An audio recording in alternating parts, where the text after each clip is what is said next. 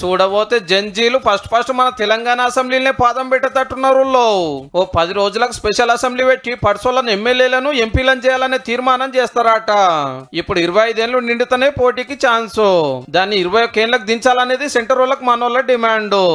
August మొదటి వారంలో assembly శాసన మండలి ప్రత్యేక సమావేశాలు ఏర్పాటు చేసి శాసనసభలో చర్చించి ఎమ్మెల్యేగా ఎంపీగా పోటీ చేయడానికి 21 సంవత్సరాల వయసును అర్హతగా తీర్మానం చేసి ప్రధానమంత్రికి పంపిస్తా.